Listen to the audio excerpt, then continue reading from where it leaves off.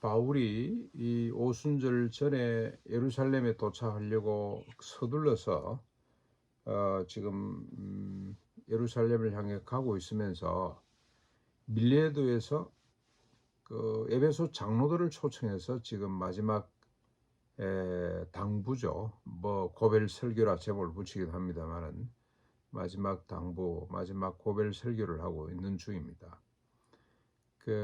어제는 내가 어떻게 너희들에게 해왔고 내가 이제 할 거는 다 했다. 이제 너희들이 이렇게 하거라 하고 권면하는 내용인데 바울의 권면의 내용은 이렇습니다. 28절에 삼가라.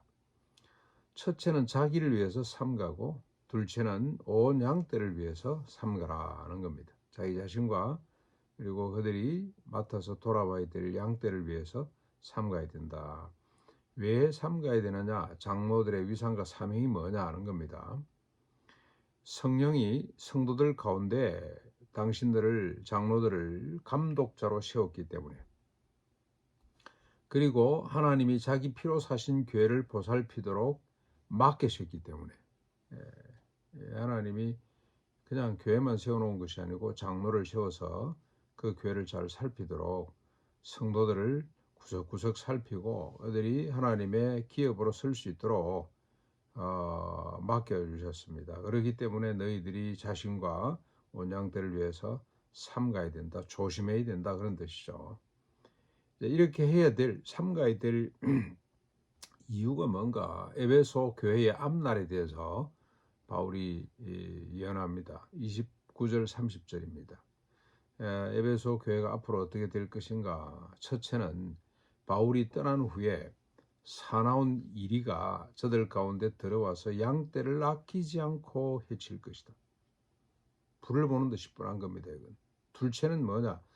장로들 중에서도 이 하나님이 장로로 교회를 살피도록 세워놨는데 장로들 중에서도 지도자죠. 뭐 여기서 말하는 꼭 지금 우리 장로라기보다는 교회 지도자들 중에서도 제자들을 끌어 자기를 따르게 하려고 어그러진 왜곡된 말을 하는 사람이 일어날 것이기 때문에 그렇다는 겁니다. 외부적인 것, 내부적인 요인 이런 게 반드시 교회는 있기 때문에 삼가야 된다, 깨어 있어야 된다, 잘 살펴야 된다, 집중해야 된다, 그런 뜻이죠. 외부로부터 오는 위협은 이리 때 아낌없이 양들을 해치는, 내부로 오는 위험은 그 자기를 위해 주님의 제자로 만드는 것이 아니고 자기 제자를 만드는 이런 일들이 벌어지게 될 것이다. 요즘 우리 교회들 보면은 참 끔찍한 일이 많이 벌어지고 있습니다. 외부로 오는 뭐 이런 위협은 별로 보이지 않는 것 같은데 내부에 목사 기념관이 만들어지고 등신대가 만들어지고 하는 걸 보면 이게 지금 주님을 위하는 교회인지 목사를 위하는 교회인지 헷갈릴 때가 들어 있습니다. 아무튼 이 바울이 에베소 교회도 이런 현상이 나타날 것이라고 예언하고 있는데 이미 불을 보는 듯이 뻔히 아는 거죠. 그래서 마지막 당부가 그렇습니다. 자, 그렇게 하기 위해서는, 삼가며 교회를 보살피기 위해서는 어떤 일이 필요한가, 왜 그렇게 해야 되는가, 그 근거가 뭔가를 31절부터 35절에 밝히고 있는데, 깨어서 삼가서 교회를 살피기 위해서는 먼저 바울이 3년 동안 밤낮 쉬지 않고 눈물로 각 사람을 훈계했던 것을 기억해내는, 늘 깨어있어서 이걸 기억하라는 겁니다.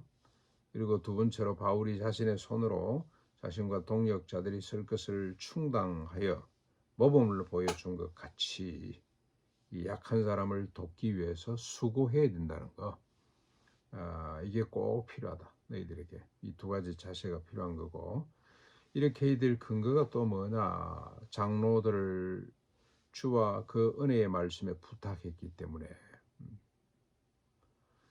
당신들 그냥 혼자 있는 것이 아니고 주님이 당신들과 함께 있고 당신들에게는 주님의 은혜로 말씀이 주어졌다는 거죠. 그런데 그 말씀이, 이 중요한 대목입니다. 말씀이 능히 장로들을 든든히 세워서 거룩하게 하심을 입은 모든 자들 중에, 성도들 중에 기업이 있도록 할 것이기 때문에 그냥 장로로 세워놓은 거 아니죠. 그들에게 말씀을 주셨는데 하나님이 그 말씀을 통해서 역사하시는 거죠. 장로들이 얼마든지 하나님의 언약의 백성들, 하나님이 사랑해서 구원한 자들, 거룩하게 하심을 입은 모든 자들을 능히 세울 수 있는 하나님의 거룩한 기업이 되도록 할 수 있는 그런 능력을 가지고 있습니다. 말씀 자체가. 그래서 우리가 뭐 어떻게 세울 것이냐, 어떻게 성도를 책임질 것이냐, 내 것도 뭐 힘든데 그런 핑계를 대면 안 된다는 거죠. 말씀대로만 하면, 하나님 말씀을 제대로 가리키기만 하면 된다는 겁니다. 그렇게 될 수가 있다. 어제도 우리 두레교회 성도들 한 무리가 와서 식사를 하는데 제가 그 자리에 가기가 좀 민망했습니다. 그래서 제가 한 분한테 이야기를 했어요. 여러 사람 모이는 자리는 내 안 간다 이제. 왜 그러냐? 그 양반이 나를 술을 권하기 때문에. 그런데 개인적으로는 갈 수 있다. 만나서 내가 개인적으로는 술을 사줄 수도 있다. 그러나 다른 사람 앞에서 술을 정당화하고 술이 늘 취해 있고 하는 건 그건 용납할 수 없다. 근데 술 취하지 말라고 했기 때문에 제가 저 말로 하는 것이 아니고 그 말을 가리키면 그 사람이 알아듣기 때문에 그 말씀 자체가 능력이 되기 때문에 어제도 보니까 뭐 한잔 했는지 저를 그냥 멀찍이 피하더라고요. 가까이 올 생각을 안 해. 술 냄새가 나기 때문에 그런 것 같습니다. 그런데 그런 걸 내버려 두면 한 사람이 또 그 사람 이제 전염시켜가지고 진짜 주사파가 된다고. 주사파. 그렇지 않아도 지금 걱정을 하는 사람들이 많은데, 그래서 이게 지도자들한테 주신 하나님의 권세이자 무한한 책임입니다. 책임. 말씀대로 가르치면 돼요. 말씀대로 가르쳐야 그 사람이 바로 설 수가 있습니다. 하나님의 기업이 될 수가 있습니다. 나도 하나님의 기업을 얻을 수가 있고 그 사람도 하나님의 거룩한 백성으로서 기업을 얻게 될 수가 있다는 겁니다. 이런 권세를 감독자들에게 주셨어요. 장로들에게 주셨습니다. 제대로 바로 가르쳐야 됩니다. 네. 그렇지 않으면 교회가 무너집니다. 그 다음에 두 번째로 이렇게 해야 될 근거가 뭐냐? 열심히 우리가 자비량으로 자기 걸 충당해 가면서 성도들에게 물질적으로 부담을 주지 않으면서, 그리고 본을 보여야 될 이유가 뭐냐? 물질적으로 주는 것이 받는 것보다 복되다고 우리 주님 말씀하셨다는 겁니다. 주는 것이 받는 것보다 더 복되다. 그러니까 뭐 받을 생각하지 말고 자꾸 네가 열심히 일해서 줄 것이 있도록 하라, 그런 뜻이겠죠.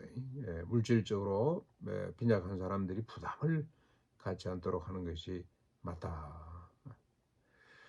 그러면서 이제 그리고 마지막 작별을 하게 됩니다. 36절로 38절 이 말을 한 후에 무릎을 꿇고 함께 기도합니다. 그랬더니 울음이 터져가지고 서로 목을 끌어안고 입 맞추고 배에까지 전송을 합니다. 걱정하면서 위로하면서 전송을 하게 됩니다. 성도의 아름다운 교제를 보게 됩니다. 기쁨과 환희도 있고 승리와 영광도 있습니다만 우리 성도들 교제라는 것은 그러나 고통과 슬픔, 실패와 분노도 있다는 겁니다.